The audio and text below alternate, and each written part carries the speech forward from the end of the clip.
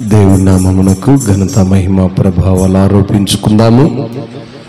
ప్రియులారా, మరి నాటి మన యొక్క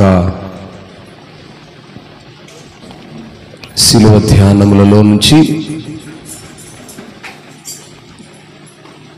24వ దినంలోనికి దేవుడు మనల్ని నడిపించి తన ఉన్నత కృపలో ఆయన గణపరచుటకు మనకిచ్చిన శ్రేష్టమైన సమయాన్ని బట్టి దేవుణ్ణి స్తుతిస్తూ ఉన్నాము.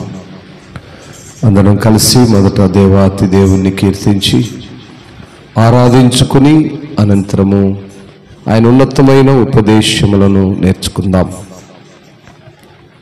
నీవు చేసిన ఉపకారములకు నేనేమి చెల్లింతును, నీవు చేసిన ఉపకారములకు నేనేమి చెల్లింతును. ఏడాది దూడలనా వేలాది పొట్టేలనా, ఏడాది దూడలనా వేలాది పొట్టేలనా, నీవు చేసిన ఉపకారములకు నేనేమి చెల్లింతును. వేలాది నదులంత విస్తార తైలము నీకిచ్చిన చాలునా, వేలాది నదులంత విస్తార తైలము నీకిచ్చిన చాలునా. గర్భఫలమైన నా జ్యేష్ఠ పుత్రుని నీకిచ్చిన చాలునా, గర్భఫలమైన నా జ్యేష్ఠ పుత్రుని నీకిచ్చిన చాలునా. నీవు చేసిన ఉపకారములకు నేనేమి చెల్లింతును. విరిగి నలిగిన బలియాగముగను నా హృదయమర్పింతును. విరిగి నలిగిన బలియాగముగను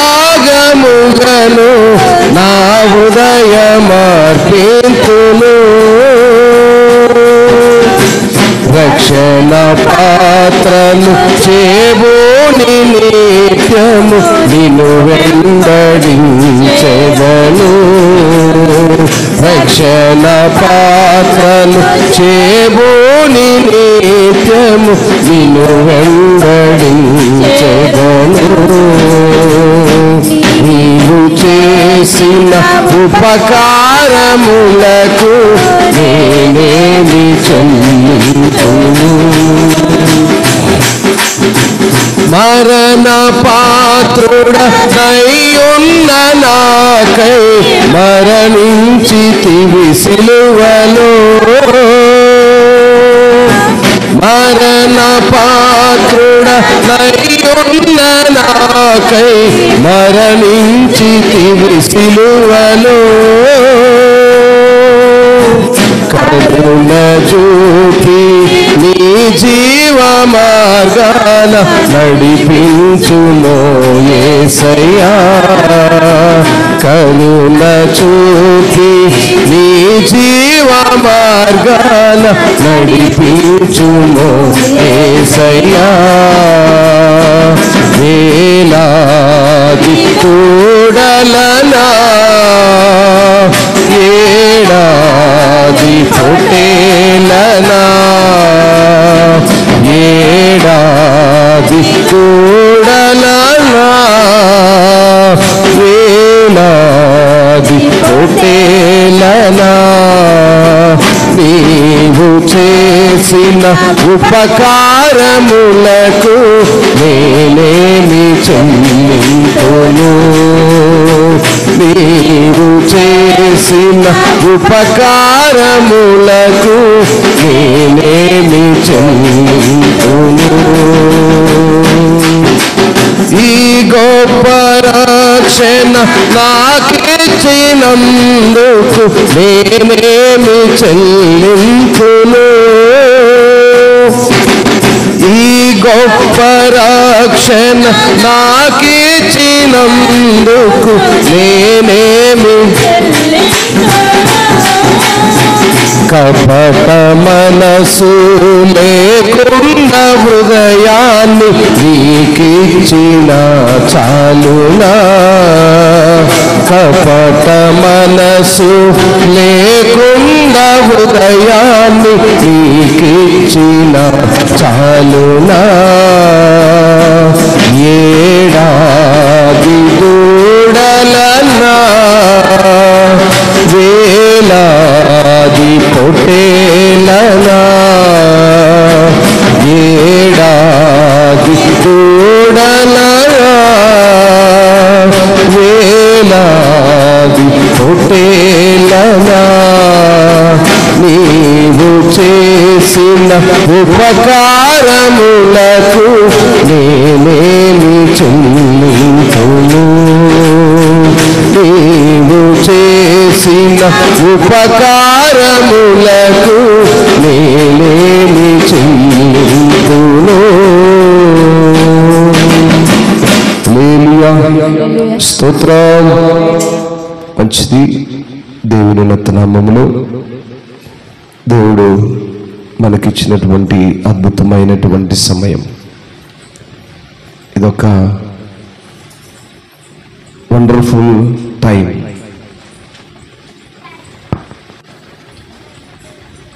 సర్వశక్తిమంతుడైనటువంటి దేవుడు, ఆల్మైటీ గాడ్, ఆయన కృపలో మనకిచ్చినటువంటి ఒక అద్భుతమైన సమయం.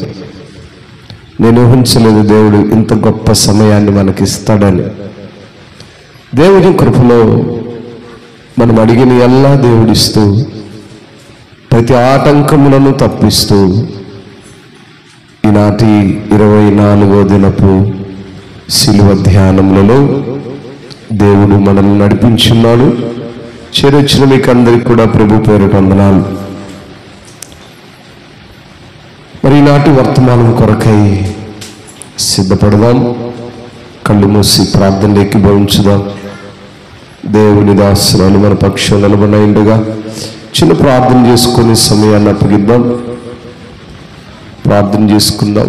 వెనుకున్న వారు కొంచెం ముందుకు సర్దుకోండి. అమ్మా, వెనక ఉన్నవారు కొంచెం ముందుకు. చాలా లైన్ బాగుంది.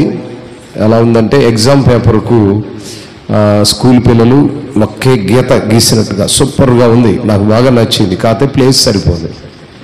కనుక లైన్ కొంచెం తప్పండి. కొంచెం తప్పి కొంచెం ముందుకు వస్తే బాగుంటుంది. చాలా మంచి వాళ్ళు మీరు. ఇప్పుడు చిన్న ప్రార్థన చేసుకునే సమయాన్ని దేవుని దాసనాలకు అప్పగించుకుందాం. పరిశుద్ధుడా, ప్రేమ కలిగిన తండ్రి, మీరిచ్చిన అద్భుతమైన సమయాన్ని బట్టి మీకు స్తోత్రాలు.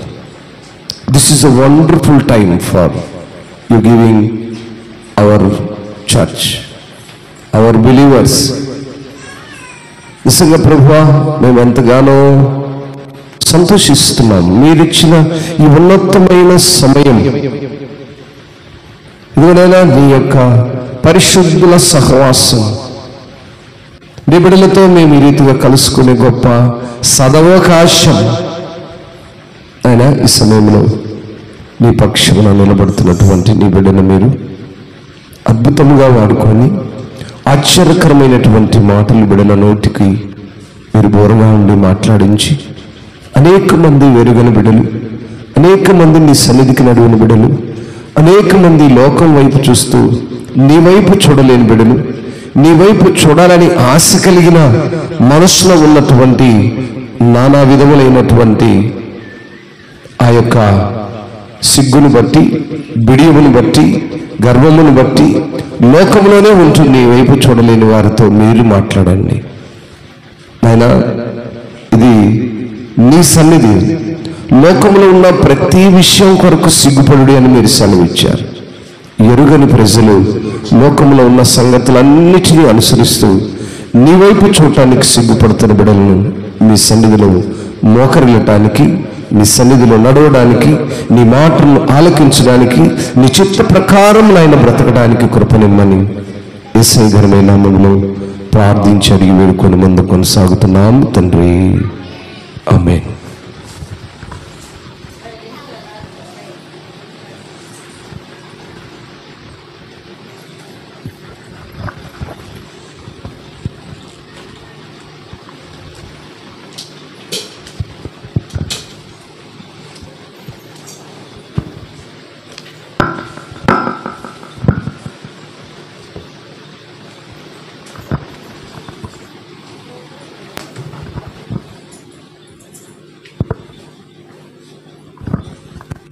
దేవుని నామానికి మహిమ కలుగును గాక. Hallelujah. Praise the lord. Praise the lord. Hallelujah. మీ అందరికీ నా వందనాలు. అందరూ నన్ను ఎంతో చక్కగా చూస్తున్నారు, హ్యాపీగా. ఏం చెప్తుంది మేడం ఈరోజు, ఏం చెప్తుంది, ఎంతో ఆసక్తితో చూస్తున్నట్లు నాకు అనిపిస్తుంది. అంటే మీ ఫేసెస్ని చూస్తే నాకు అట్లా అనిపిస్తుంది. మేడం ఈరోజు ఏం చెప్తుంది, ఏ వాక్యం చెప్తుంది అని ఎంతో ఆశతో ఉన్నట్లుగా నాకు అర్థమవుతుంది. ఆశగా ఉందా? ఈరోజు ఏం వాక్యం వినాలి, ఎవరి గురించి వింటున్నాం, ఏంటి అంశం, ఎక్సైటింగ్ ఉంటుంది కదా. అయితే ఈరోజు నేను మీతో పంచుకోబోయేటటువంటి వాక్యము ఏంటంటే కాడి. ఏంటి? కాడి. The yoke. ఇంగ్లీష్లో ఏమంటారంటే కాడి. The yoke. Bear the yoke. కాడి మోయుట. ఏంటి కాడి? What is the meaning? కాడి. కాడి అంటే ఏంటి? సరే చూద్దాం. కాడి అంటే ఏంటి? పరిశుద్ధ గ్రంథంలో కాడి అనే దాని గురించి ఏమని రాయబడి ఉంది? ఎన్ని రకాల కాడులు ఉన్నాయి? ఎస్తేరమ్మ అయితే నన్ను చూసి నవ్వుతుంది. ఎందుకంటే కాడి అంటే నీకు తెలుసా కదా. అందరికీ నాకన్నా ఎక్కువ మీకే బాగా తెలుసు. సరే చూద్దాం. యెషయా గ్రంథము 10వ అధ్యాయము 27 చూద్దాం. చదవండి.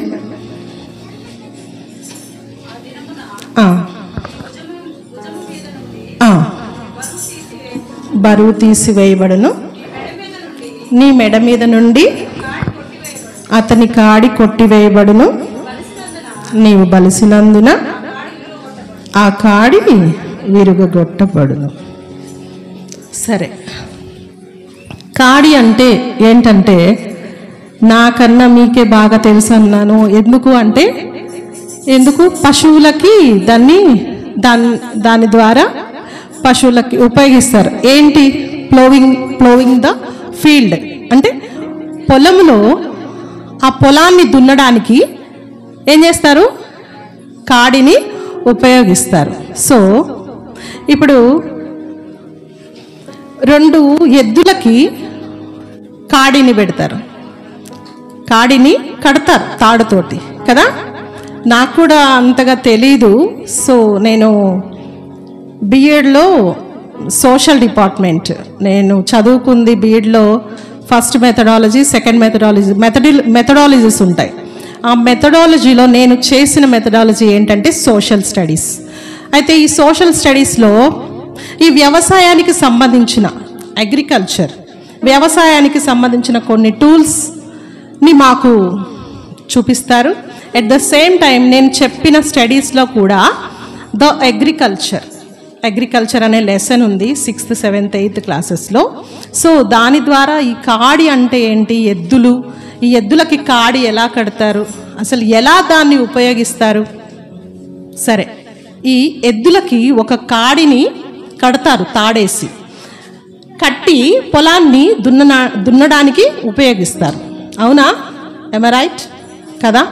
ఇక్కడ వ్యవసాయం చేసేవాళ్ళు చాలామంది ఉన్నారు కాబట్టి బాగా తెలుసు వాళ్ళకి ఎలా ఉపయోగిస్తారు.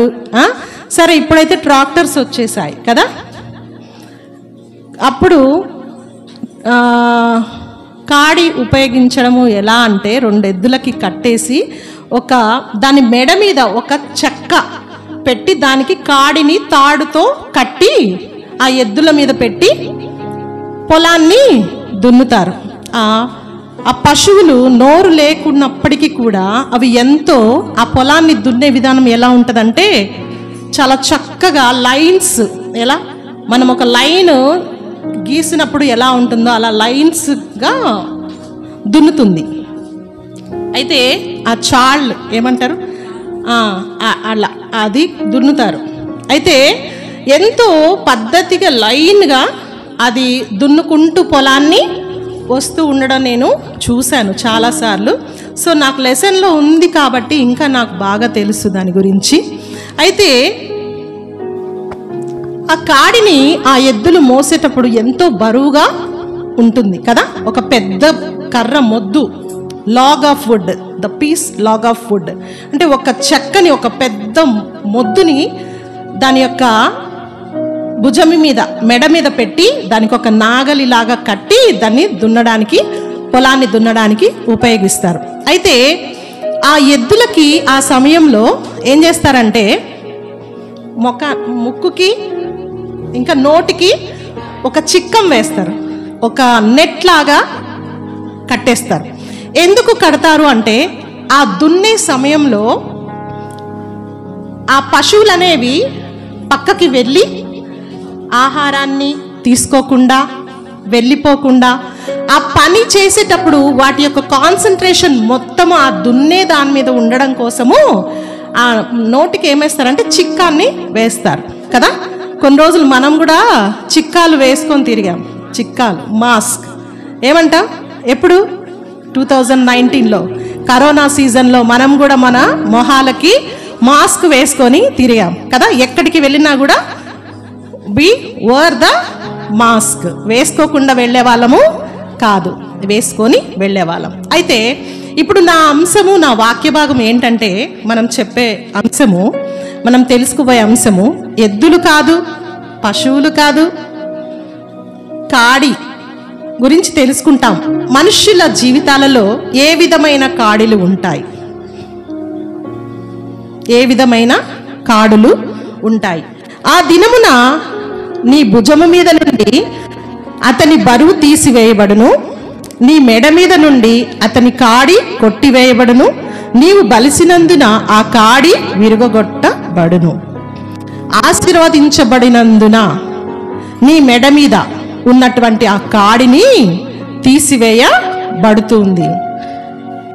24వ వచనం చూసినప్పుడు అక్కడ ఏమని రాయబడిందంటే, ఆ కాడి అనే దాని గురించి ఏమని రాయబడిందంటే, చివరి లాస్ట్ లైన్లో, ఐగుప్తీయులు చేసిన అషూరు కర్రతో నిన్ను కొట్టి నీ మీద తన దండము ఎత్తినను వానికి భయపడకుము, ఇకను కొద్ది కాలమైన తరువాత నా కోపము చల్లారును, వారిని నాశనము చేయుటకు నా ఉగ్రత తిరుగును. ఐగుప్తు దేశంలో ఇశ్రాయేలు ప్రజలు అషూరు కర్ర అంటే ఏంటంటే, అషూరు అనే ఒక రాజ్యం ఉండేది. ఆ రాజ్యానికి ఒక రాజు ఉండేవాడు. అయితే ఆ ఐగుప్తు దేశంలో, ఆ రాజ్యంలో ఇశ్రాయేలు ప్రజలు దాస్యమనే కాడిలో ఉండేవాళ్ళు. అవునా? అవును కదా. ఇశ్రాయేలు ప్రజలు అంటే దేవుని నమ్ముకున్నటువంటి, దేవుని విశ్వసించిన బిడ్డలు ఆ అషూరు రాజ్యంలో బానిసత్వం అనే కాడి కింద వాళ్ళు ఉండేవారన్నమాట. అయితే దేవుడు ఏమని చెప్తున్నాడంటే, యెషయా భక్తుని ద్వారా, ఐగుప్తులు చేసినట్టు అషూరు కర్రతో నిన్ను కొట్టి నీ మీద తన దండము ఎత్తినను వారికి భయపడొద్దు. ఎవరికి భయపడొద్దు? అషూరు ప్రజలకి, అషూరు రాజ్యంలో ఉన్న ఆ రాజుకి కానీ వారికి, ఇజ్రాయేల్ ప్రజలకి చెప్తున్నాడు అనమాట, నువ్వు భయపడొద్దు, ఇక నువ్వు కొద్ది కాలమైన తరువాత ఆ కోపము చల్లారును, వారి నాశనం చేయుటకు నా ఉగ్రత తిరుగును. ఏమంటుంది? కొంతకాలమైన తర్వాత ఏదో ఒక రోజు వస్తుంది. ఆ రోజు ఆ అషూరు రాజ్యంలో, ఐగుప్తు దేశంలో మిమ్మల్ని ఆ బానిసత్వం నుంచి నేను విడిపిస్తానని చెప్తూ ఉన్నాడు దేవుడు. అవునా? హల్లెలూయా. అవును కదా. అయితే హోషియా 11వ అధ్యాయం 4లో చూద్దాము. చదవండి ఒకసారి.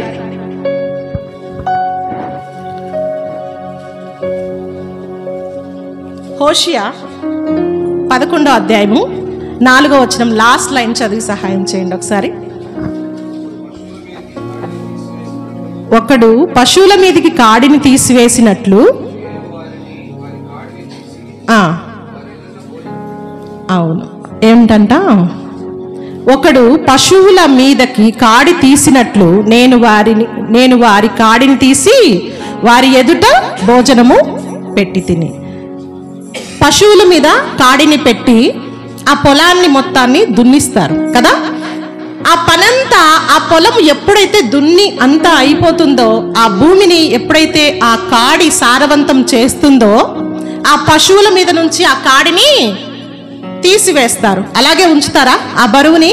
చెప్పండి. హల్లెలూయా. ఉంచరు కదా, ఉంచరు. ఎప్పుడైతే ఆ పని అయిపోతుందో ఆ ఎద్దుల మీద నుంచి ఆ కాడిని తీసి పక్కన పెట్టి దానికి కావలసిన, ఆ పశువులకు కావలసిన మేతను ఇంకా దానికి కావలసిన నీరుని ఆ యజమాని అందిస్తాడు. అవునా? అవునా కదా? అప్పుడు అలిసిపోయిన ఆ పశువులు ఎంతగానో ఆహారాన్ని ఆస్వాదిస్తూ తింటాయి. అలాగా ఒకడు పశువుల మీదకి కాడి తీసినట్లు నేను వారి కాడిని తీసి వారి ఎదుట భోజనము పెట్టి తిని. ఈ రోజుల్లో అనేక కాడిలు మనము మోస్తూ ఉన్నాం. కాడి అంటే బరువు. కాడి అంటే ఏంటి? బరువు. అనేక బరువులు మనము చూస్తూ ఉన్నాము. అనేక బరువులు మనము మోస్తూ ఉన్నాం. ఏంటి? సంసారం అనే బరువు, ఉద్యోగం అనే బరువు కదా, అనేక బాధలనే బరువులు, అనేక రోగాలనే బరువులు, అనేక కష్టాలు, అనేక నిందలు, ఇవన్నీ కూడా మనకి బరువే. పశువులు ఒక బరువు మోసి పనిని పూర్తి చేసిన తర్వాత ఏ విధంగా ఆ పశువుల మీద ఆ కాడిని దింపివేసి వాటికి భోజనాన్ని సిద్ధం చేస్తారో, అలాగా మనకి కూడా దేవుడు మన పనులని నిమిత్తము మనం ప్రయాసపడుతున్నాం కాబట్టి మనకు కూడా ఒక రోజున భోజనము సిద్ధము చేస్తానని ఒక ఉదాహరణ మనకి చెప్తూ ఉన్నాడనమాట. లేవియా కాండము 26వ అధ్యాయము 13 చూద్దాం ఒకసారి. అక్కడ ఏమని రాసిందో చూద్దాం. మీరు ఐగుప్తులకు దాసులు కాకుండా వారి దేశంలో నుండి మిమ్మును రప్పించి తిని, నేను మీ దేవుడనైన యెహోవాను, నేను మీ కాడి పలుపులను తెంపి మిమ్మును నిలువుగా నడువ చేసి తిని.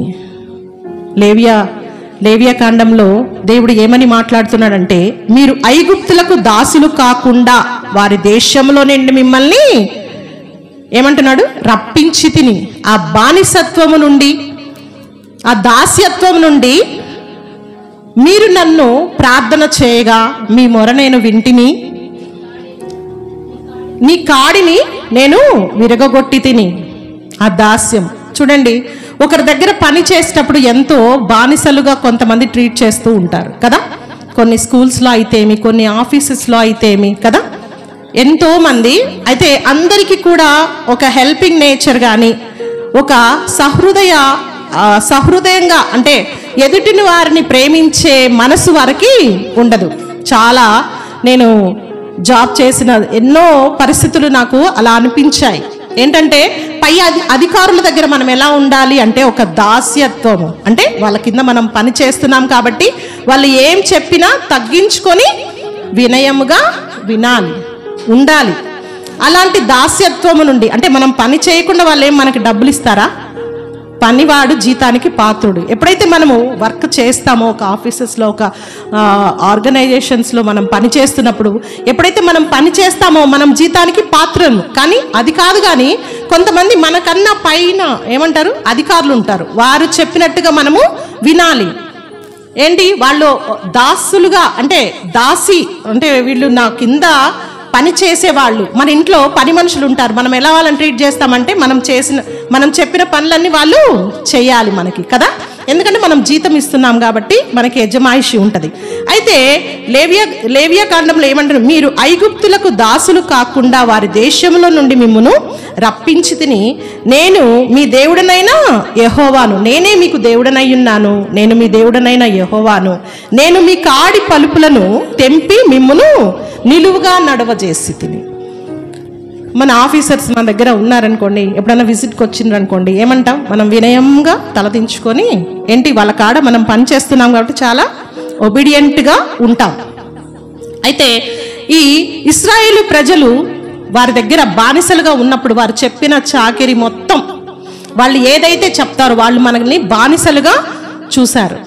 చూసి వాళ్ళు దాస్యత్వం అంటే మనల్ని ఒక దాసులుగా, ఒక పని మనుషుల్లాగా వాళ్ళు ట్రీట్ చేశారు ఇజ్రాయెల్ ప్రజల్ని. అలాగా మీ కాడి పలుపులను అంటే మీ కట్టడాలను, మీకు కట్టివేసిన ఆ కట్టడాలను తెంపి మిమ్మల్ని ఏం చేస్తానంటున్నాడు దేవుడు, నిలువుగా నడిపిస్తానంటున్నాడు. నిలువుగా అంటే ఎవరి కింద, ఇప్పుడు మనం ఎవరి దగ్గరైనా అప్పు తీసుకున్నాం అనుకోండి, లేక ఏదైనా ఒక తప్పు చేసామనుకోండి, ఆ తప్పుని ఎదుటి వాళ్ళు మనం చూసారనుకోండి, అప్పుడు మనం ఏం చేస్తాం, వారి కింద తల వంచుకుంటాం. అవునా కదా, తల వంచుకుంటాం. అలాగే ఎవరి దగ్గర మనం అప్పు తీసుకున్నప్పుడు వారికి తిరిగి మనం డబ్బుల్ని ఇవ్వాలి. ఒకవేళ ఇస్తానన్న టయానికి మనం ఇవ్వలేకపోయామనుకోండి, ఏం చేస్తాం, మనము మన తలని దించుకుంటాం. అయితే దేవుడు ఏమంటున్నాడంటే, మీ పలుపులను విప్పి అంటే మీకు కట్టినటువంటి తాళ్లను విప్పి మిమ్మల్ని ఏం చేస్తానంటున్నాడంటే నిలువుగా నడువ చేస్తానంటున్నాడు. హల్లెలూయా. అంటే ఎవరి కింద దాస్యత్వముగా మనం ఉండకుండా మనము ఎలా ఉంటామంట, స్వతంత్రులుగా మనము ఉంటామంట. అయితే అలాగే దేవుడు ఇజ్రాయెల్ ప్రజల్ని అలాగే వారి యొక్క దాస్యత్వం నుండి విడుదలని కలుగు చేసినటువంటి దేవుడు మన దేవుడు. నేను మీ దేవుడనైనా యెహోవాను, నేనే మీ దేవుడను కదా. మనల్ని ఎవ్వరు కూడా, మన దేవుడైన యేసయ్య ఎవరి దగ్గర మనల్ని దాసులుగా ఆయన చేసేవాడు కాడు. లూకాసు వార్త 13వ అధ్యాయము 11వ వచనం చూద్దాం ఒకసారి. లూకాసు వార్త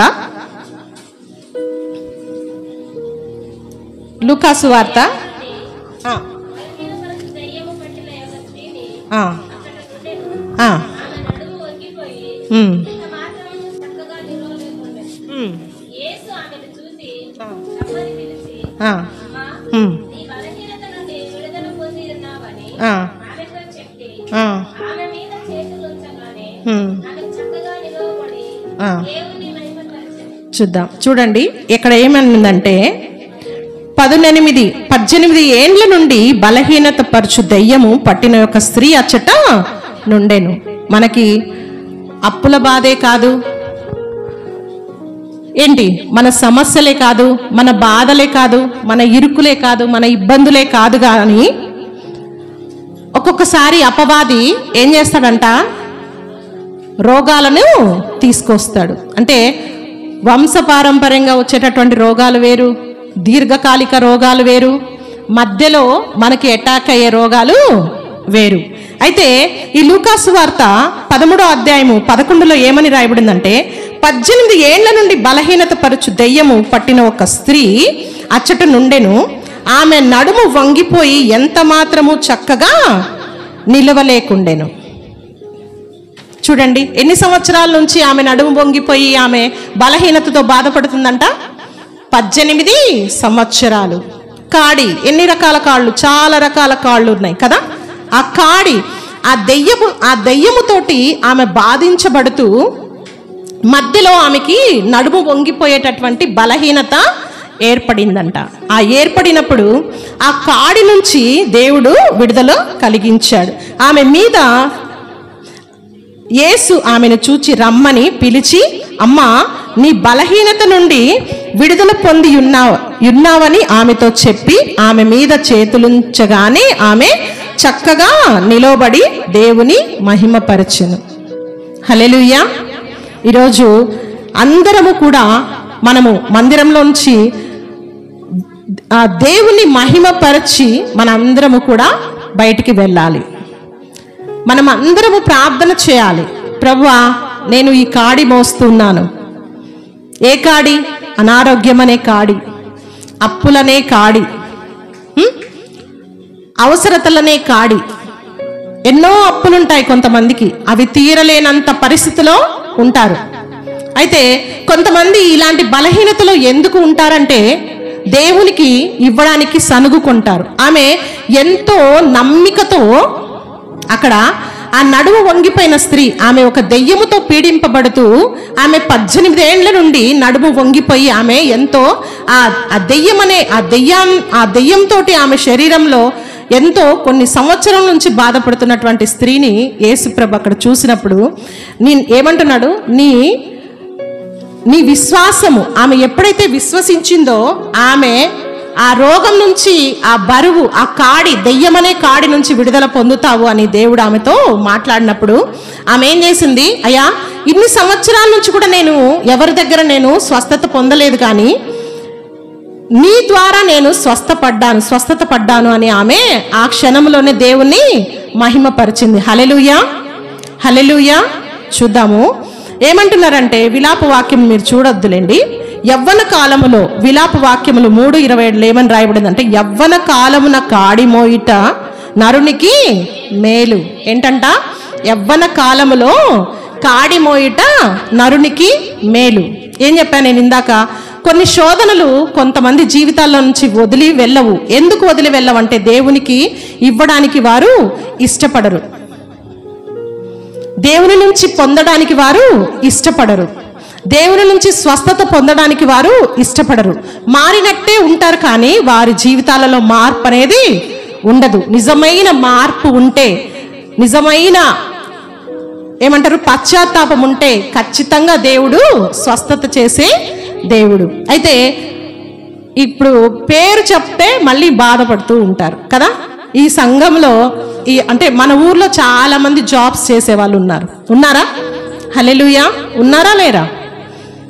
ఆన్సర్ చేయాలి. అయిపోయింది నా వాక్య భాగము. చాలా మంది మన ఊర్లో ఉద్యోగాలు చేసే వాళ్ళు ఉన్నారు. అంటే పెద్ద పెద్ద ఉద్యోగాలు కాకపోయినా పనులు చేసే వాళ్ళు ఉన్నారు, ఉద్యోగాలు చేసే వాళ్ళు కూడా ఉన్నారు. అయితే చాలా మంది ఉద్యోగాలు చేస్తున్నారు, కానీ దేవునికి ఇవ్వడానికి ఎవరు కూడా ఇష్టపడరు. ఇష్టపడతారా? అంటే ఎవరి పేరన్నా ఇప్పుడు మెన్షన్ చేసామనుకోండి, ఏంటి వాళ్ళేనా ఇచ్చేది, మేము ఇయ్యమా? దయచేసి అట్లా అనుకోవద్దు, దయచేసి అట్లా అనుకోవద్దు, అన్యగా మాత్రం భావించొద్దు. అయితే ఈ ఊర్లో ఒక్కరే ఒకరు ఉన్నారు దశమ భాగం ఇచ్చేవాళ్ళు. ఎవరంటే ఆయన గొప్ప చేయడానికి నేను అనను, అతని పేరేంటో మీకు కూడా తెలుసు. ప్రతి నెల దశమ భాగం ఆయన ఇస్తాడు. సో ఎంతో మంది చేతి పనులు చేసుకునే వాళ్ళు ఉన్నారు, ఎంతో మంది ఉద్యోగస్తులు ఉన్నారు, అయినా వాళ్ళకి ఇచ్చే స్వభావము ఉండదు. ఇదివరకు అలాగే తబిత కూడా చాలా నెలలు దశమ భాగం తీస్తూ వస్తూ ఉంది. అయితే ఎప్పుడైతే మనం దేవునికి ఇస్తామో, ఎప్పుడైతే నిజంగా మనం దేవుణ్ణి నమ్ముతామో, అప్పుడు మన జీవితాల్లో అద్భుత కార్యాలు, ఆశ్చర్య కార్యాలు చూస్తాము. ఎప్పుడైతే మనము వాళ్ళు చూస్తున్నారు, వీళ్ళు చూస్తున్నారు, వారి కోసం భక్తి చేయడం, వీళ్ళ కోసం భక్తి చేస్తే వారి జీవితాలలో మేళ్ళు అనేవి జరగవు. నేను చెప్తున్నాను చూడండి. అయితే ఒక చిన్న మాట చెప్తాను, ఒక చిన్న మాట చెప్పి నా ఉపమానాన్ని ముగిస్తాను. అయితే పూణేలో మా అయ్యగారు ప్రసాద్ సార్ వల్ల మేనత్త ఉంది. మేనత్త, ఆయనకి ముగ్గురు మేనత్తలు. అయితే ఆమె లాస్ట్ ఆమె పూణేలో ఉంటుంది. వాళ్ళ హస్బెండ్ ఏం చేస్తాడంటే, ఆ బాబాయ్ అంటే వాళ్ళ మేనత్త అంటే నాకేమవ్వదు అని అనుకోవాకండి, నాకు చిన్నమ్మ అవుతుంది ఆమె, నాకు చిన్నమ్మ. మేము పరాయోళ్ళం కాదు కదా, అందరం మేము సొంత బంధువులమే అనమాట. ఆయనకు మేనత్త అయినప్పుడు నాకు ఆమె చిన్నమ్మ అవుతుంది, అంటే అమ్మ వాళ్ళ చిన్నాయన కూతురు. సో ఆమె ఎంతో ఆసక్తితో దేవుని పట్ల విశ్వాసం కలిగి ఉంటుంది. వాళ్ళ ఫ్యామిలీ మొత్తం, వాళ్ళ నాయనమ్మ ఉన్నప్పటి నుంచి ఎంతో ప్రేయర్ఫుల్గా ఉంటారు. వాళ్ళ నాయనమ్మ అయితే ఇంకా చాలా ప్రేయర్ఫుల్గా ఉంటుంది. ఆమె ఎప్పుడైతే ప్రేయర్ఫుల్గా ఉందో వీళ్ళందరినీ కూడా దేవుని మార్గంలో నడిపిస్తూ వచ్చింది. అయితే మా ఆంటీ ఉంది, ఆమె చాలా దేవుని పట్ల భయభక్తులు కలిగి వారి యొక్క కుటుంబాన్ని చాలా జాగ్రత్తగా చూసుకుంటుంది. అయితే మా బాబాయ్ ఒక చిన్న టైలర్ అనమాట, బాంబే అంటే పూణేలో చేస్తాడు ఆయన.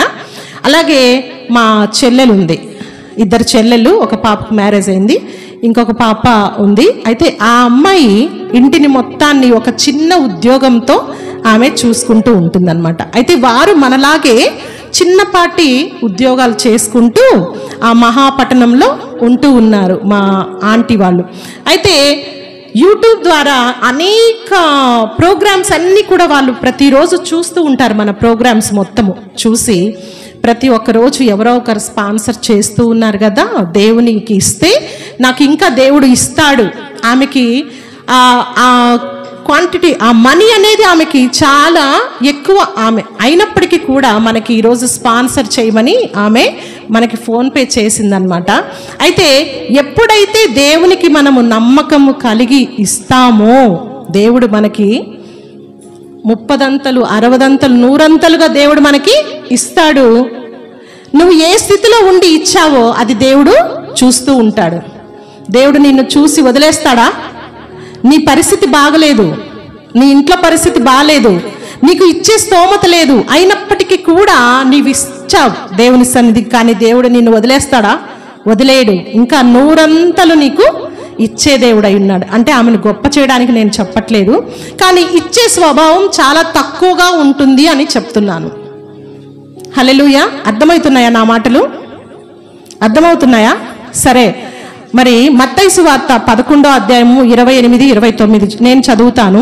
ప్రయాసపడి భారం మోసుకొనుచున్న సమస్త జనులారా నా యొద్దకు రండి, నేను మీకు విశ్రాంతి కలుగజేతును. నేను సాత్వికుడను, దీన మనసు గలవాడును గనుక మీ మీద నా కాడి ఎత్తుకొని నా యొద్ద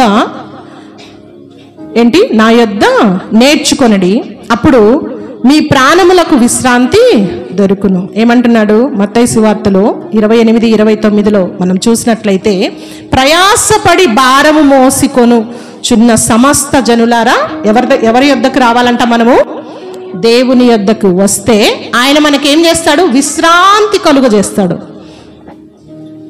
హల్లెలూయా. ఏం కలుగజేస్తాడంట? దేవుడు మనకు విశ్రాంతి కలుగజేస్తాడు. ఆయన సాత్వికుడు. ఎవరు? ఆయన చాలా సాత్వికుడు, ఇన్నోసెంట్, సాత్వికుడు. అలాగే దీన మనస్సు గలవాడు. ఏంటంట?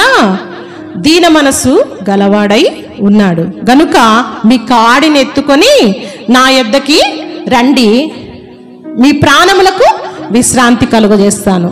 ఏంటి తన కాడి అంటే? ఏంటి తన కాడి? వాక్యం అనే కాడి, మారు మనస్సు అనే కాడి, రక్షణ అనే కాడి తీసుకొని మనము ఎవరి దగ్గరికి వెళ్ళాలంట? దేవుని యొద్దకి వెళ్ళినప్పుడు ఆయన మన ప్రాణాలకు ఏం కలుగజేస్తాడు? విశ్రాంతి కలుగజేస్తాడు. అదే 30లో చూద్దాం. ఏలయనగా నా కాడి సులువుగాను నా భారము తేలికగాను ఉన్నది. ఏంటంట? ఆయన కాడి ఎలా ఉందంట? చాలా సులువు. మనము ఈ లోకంలో ఎన్నో బాధ్యతలు, బరువులు మోస్తూ ఉన్నాం కదా. కొంతమందికి చెప్పుకోలేని బాధలు కూడా మనకి మన జీవితాలలో ఉంటాయి. అవి ఒక రకమైన కాడులే, అవన్నీ కూడా ఒక రకమైన కాడులు. ఆ కాడుల గురించి మనం ఎదుటి వారికి చెప్పలేం. అనేక బరువులు, మోయసఖ్యము గాని బరువులను మనము మోస్తూ ఉన్నాము ఈ లోకంలో. ప్రయాసపడి భారం మోస్తున్న సమస్త జనులారా, కేవలం జంగంరెడ్డిపల్లె గ్రామంలో ఉండే వాళ్ళు మాత్రమే నా యొద్దకు రండి, మీకు విశ్రాంతి కలుగజేస్తాను అంటున్నాడు ఆ దేవుడు? లేదు. సమస్త జనులారా, సమస్తము. ఆయన ఎంతమందినైతే ఈ లోకంలో సృష్టించాడో ప్రతి ఒక్కరు కూడా ఆయన సన్నిధిలోనికి రమ్మంటున్నాడు. ఈ విధంగా 40 రోజులు మనము ఈ విధంగా కూడుకోవడము మీకు ఎలా ఉందో కానీ మాకైతే చాలా సంతోషంగా ఉంటుంది. మీ మధ్యలోకి రావాలంటే ఎంత అంటే అంత సంతోషం. ఎందుకంటే దేవుని సన్నిధిలో మనం ఉంటే సంతోషము, దేవుని సన్నిధిలో మనం ఉంటే ఎంతో ఆరోగ్యము, దేవుని సన్నిధిలో మనం ఉంటే విశ్రాంతి మనకి. హల్లెలూయా. ఏమంటున్నాడు? ఏలయనగా నా కాడి సులువుగాను నా భారము తేలికగాను. యవ్వన కాలములో కాడి మోయుట మేలు, నష్టమని చెప్తున్నాడా? యవ్వన కాలంలో కాడి మోయుట మేలని చెప్తున్నాడు. యవ్వన కాలంలో కాడి మొయ్యాలి, దేవుని కాడిని మొయ్యాలి, అది బరువు అనుకోకూడదు. విశాల మార్గంలో నడవడం చాలా తేలిక, ఇరుకు మార్గంలో నడిస్తేనే మనము ఆయన రాజ్యానికి మనము చేరుతాము కదా. యవ్వన కాలంలో ఉన్న వాళ్ళు ఈ ఊర్లో చాలా మంది ఉన్నారు, యవ్వనులు, కానీ మందిరానికి రారు కదా. వచ్చిన వాళ్ళని ఏదో ఒక మాటలు అనేటట్టుగా ఉంటారు. అవునా? హల్లెలూయా. చూడాలి అందరూ. అయిపోయింది నా వాక్య భాగం. అయితే ఈ లోకంలో అనేక కాడులు మనం మోస్తూ ఉన్నాము. ప్రయాసపడి భారం మోస్తున్న సమస్త జనులారా నా యొద్దకి రండి. మనం మోయాల్సిన కాడి ఎవరు మోసారమ్మా? యేసయ్య మోసాడు. అవునా? అవే కదా ఈ శ్రమల దినాలు. అవునా? ఎంతో భారభరితమైన కాడిని ఆయన మోసాడు. ఆ సిలువ అంట చాలా టన్నుల బరువు ఉంటుందంట. సిలువ, ఆయన మోసినటువంటి ఆ సిలువ, ఆ కాడి చాలా బరువు. అయితే ఒక్క 2 నిమిషాలు మాత్రమే నా వైపు చూడాలి. నా వాక్య భాగము ముగింపులోనికి వచ్చేసింది. అందరూ నా వైపు చూడాలి. హల్లెలూయా, ప్రైజ్ ద లార్డ్. దేవుని నామానికి మహిమ కలుగును గాక. హల్లెలూయా. చూడండి ఏమంటున్నాడంటే, సమస్త జనులారా నా యొద్దకి రండి అంటున్నాడు. అయితే మనం ఏంటి, మనము మోయాల్సిన కాడి ఆయన మోసాడు కదా. మనం కదా మోయాలి, సిలువ మనకు కదా వేయాలి, మనకు కదా మేకులు కొట్టాల్సింది. హల్లెలూయా, మనకే కదా. మనము చేసిన పాపముల ద్వారా ఆయన కాడిని మోసాడు. ఈరోజు నువ్వు నేను చేసిన పాపముల ద్వారా ఆయన కాడిని మోసాడు, సిలువ అనే కాడిని మోసాడు కదా. ఎంత బరువైన కాడి అంటే, చాలా భారభరితమైన కాడిని ఆయన నీ కొరకు నా కొరకు మోసాడు. మనం చేతుల ద్వారా చేసిన పాపానికి ఆయనకి చేతులకి మేకులు, మనం కాళ్ళ ద్వారా చేసిన పాపానికి ఆయన కాళ్లకు మేకులు, మనం ఆలోచనల ద్వారా చేసిన పాపానికి ఆయనకి ముళ్ళ కిరీటము కదా. అవునా? మన శరీరంతో చేసిన పాపానికి ఆయనకి పక్కలో బల్లెపు పోటు. ఇవన్నీ నువ్వు నేను చేసినటువంటి నీ పాపముల కొరకు, నా పాపముల కొరకు మనము మోయాల్సిన కాడి మన ప్రభు అయిన యేసుక్రీస్తు మోస్తూ ఉన్నాడు, మోసాడు కదా. చివరిగా గలతీయులకు రాసిన పత్రిక 5:1 మీరు చదవద్దు, నేనే చదువుతాను. లాస్ట్ లైన్లో ఏముంటుందంటే, క్రీస్తు మనలను స్వతంత్రులుగా చేసి ఉన్నాడు కాబట్టి మీరు స్థిరముగా నిలచి మరలా దాస్యమును కాడి క్రిందకి చిక్కుకొనక. ఏమంటున్నాడు? మనల్ని ఏం చేశాడు దేవుడు?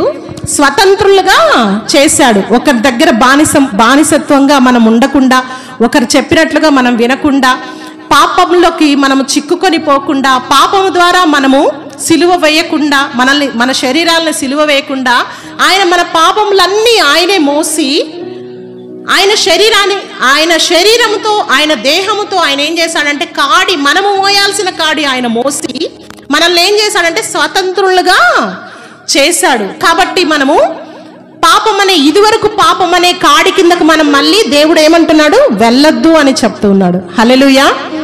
ఎప్పుడైతే మనము దేవునిలో భయభక్తులు కలిగి ఉంటామో, ఎప్పుడైతే మనం మారు మనసు పొందుతామో, ఎప్పుడైతే మనము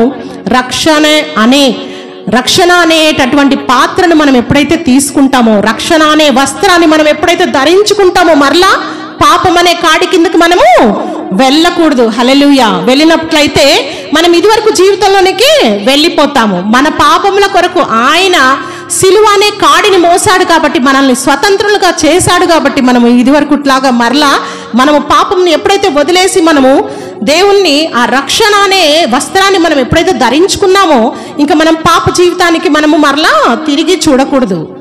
మనం నడుస్తున్న ప్రయాణము మన దేవుని కొరకే, మన కన్నులు మన దేవుణ్ణే చూడాలి, లోకాన్ని మనము చూడకూడదు. ఎందుకంటే ఆయన మన కాడిని, సిలువ అనే కాడిని మన కొరకు మోసాడు కాబట్టి, మనము పడాల్సిన శ్రమలు ఆయన పడ్డాడు కాబట్టి, మనం పడాల్సిన నిందలన్నీ ఆయన పడ్డాడు కాబట్టి, మనము మరలా దాస్యమనే కాడి కిందకి వెళ్లకుండా ఈ లోకములో మన పేరుని, మన సాక్ష్యాన్ని మనము పోగొట్టుకోకుండా స్వతంత్రులుగా, రక్షణనే స్వతంత్రులుగా మనము ఉండి ఈ లోకంలో మన సాక్ష్యాన్ని కాపాడుకొని దేవునికి ఇచ్చేవారిగా ఉంటూ, ఒకరి ఎడల ఒకరు ప్రేమ సమాధానం కలిగి ఇదివరకు దాస్యత్వం అనే కాడి కిందకు మళ్ళీ మనం వెళ్లకుండా పవిత్రులుగా మన అందరము ఉండాలని ఈ కొద్ది మాటలు తన యొక్క వినికిడిలో దేవుడు దీవించి ఆశీర్వదించునుగాక. ఆమేన్. హల్లెలూయా.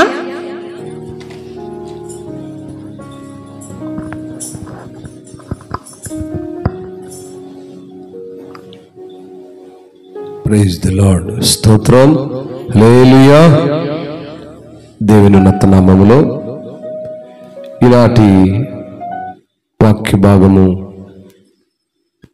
మన పాస్టర్ చక్కగా దేవుని కాడిని గురించినటువంటి ఆ విశ్లేషతను. దేవుని కాడి చాలా సులువుగాను తేలికగాను ఉంటుంది. ఆ కాడి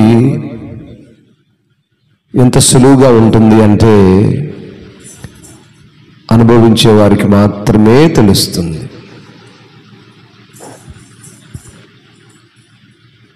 దాస్యం అనే కాడిలో నుంచి ఇశ్రాయేలైనటువంటి ఆయన పిల్లలను విడిపించి సులువైన కాడిని మనపై ఉంచాడు ఆయన.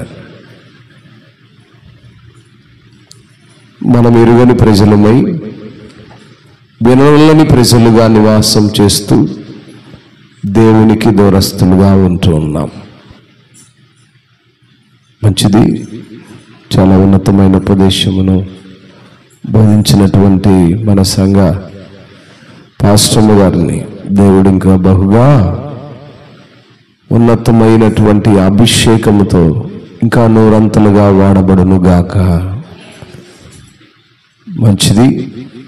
మరి వాక్య సందేశం అనంతరము ప్రార్థన అనంతరము ఈనాటి అల్పాహారమును నిన్నటి దినమున ప్రకటన చేసిన రీతిగా పూనాలో నివాసం చేస్తున్నటువంటి రాచేటి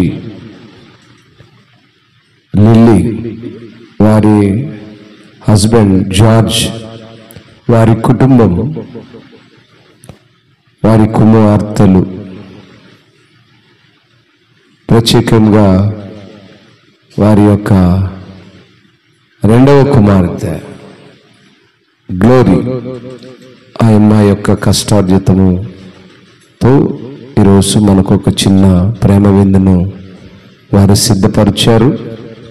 కనుక వారి కుటుంబం కొరకు, వారు కలిగి ఉన్న నిరీక్షణ కొరకు, దేవుడికి దేవుని పిల్లలకు మేము చేసే ఆ ఉపకారము మా కుటుంబాలకు ఆశీర్వాదమని వారు నమ్మిన విధానాన్ని బట్టి ఆ కుటుంబం కొరకు చిన్న ప్రార్థన చేసి మనం ఈనాటి వాక్య భాగమును మన కూటమును ముగించుకుందాం. స్తోత్రం, స్తోత్రం, స్తోత్రం, స్తోత్రం, స్తోత్రం.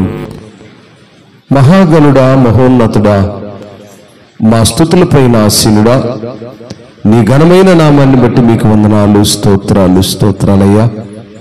ఈ సాయంకాల సమయంలో 24వ రోజు సిలువ ధ్యానములలో నాయనా నీ బిడలమైన మాకు ఉన్నతమైన ఉపదేశమును బోధించుటకు నీ దాసురాలు మీరు ఎత్తిపట్టుకున్నందుకై స్తోత్రాలు అయా. చేరి వచ్చినటువంటి నీ పిల్లలందరినీ బట్టి మీకు స్తోత్రాలు. ఎంతో ఆశతో తృష్ణతో నీ సన్నిధిలో ఉంటుండగా నాయనా ఆత్మీయమైనటువంటి ఆహారమును బిడలకు ఎంత అవసరమో అంత సమృద్ధిగా దయచేసిన దేవా మీకు స్తోత్రాలు.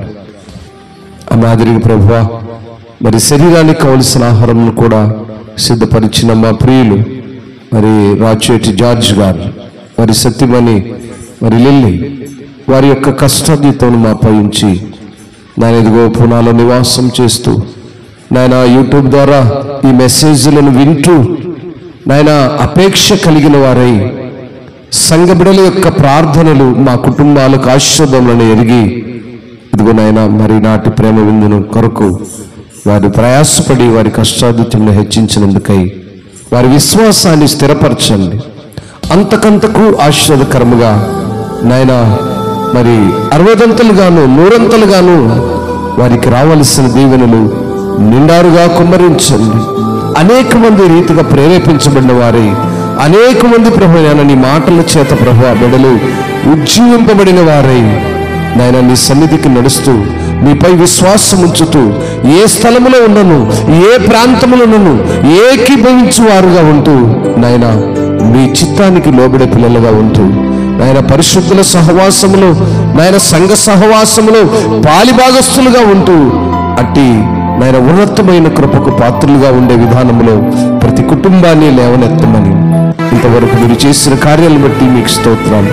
ఇక ముందు మీరు చేయబోయే కార్యాలను బట్టి కూడా మిమ్మల్ని స్తుతిస్తూ మా ప్రభువును మా రక్షకులను యేసయ్య ఉన్నతమైన ఘనమైన ప్రశస్తమైన నామములో ప్రార్థించి మనోళ్ళన్ని అడిగి వేడుకొని పొందుకొని ఉన్నాము తండ్రి.